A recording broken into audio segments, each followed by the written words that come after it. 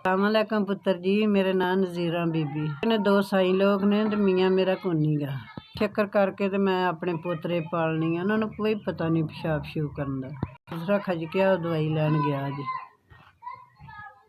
पहला भी तुसां जी साडी मदद की है, हुण भी सानू 10,000 रुपया मिलिया।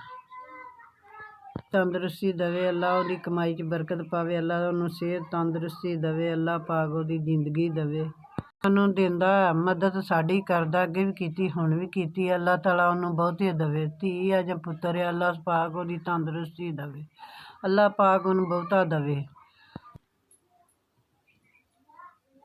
अल्लाह तुहानू बरा करावे, अल्लाह तुहाडी जिंदगी बहुती बहुती वड्डी वड्डी करे, अल्लाह पाक तुहाडी तंदुरुस्तियां दवे, तुहाडे बच्चियां दियां, तुहाडी जेड़ा साडी मदद करदा बच्चियां दी भी दवे, उहदे भैन भाइयां दी भी दवे, अल्लाह पाक उहदी तंदुरुस्ती दवे, बहुता बहुता रिजक दवे।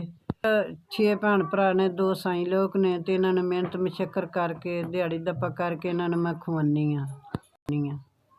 सानू जिंदगी दवे, इज्जत दवे, अल्लाह पाक तुहानू बहुता ही दवे जेड़ा लोकां नू देंदे जे। अल्लाह 2 पुत्तर साई लोग ने, 6 भैन भरा ने, पुत्तर तुहाडा भला होवे, जिउंदे रहो वसदे रहो, अल्लाह तुहानू बहुता दवे, रिजक इन्ना दवे दुनिया तो बहुता दवे, दिल दियां मुरादां ख्वाहिशां पूरियां करे अल्लाह सोहना, तुहानू इन्ना क दवे जिन्ना दरियावां च पानी है, खुशियां दवे, तुहाडे बच्चियां दी तंदुरुस्ती दवे, तुहाडे माल जान दी खैर करे, अल्लाह पाक तुहाडा उमरा नसीब करे।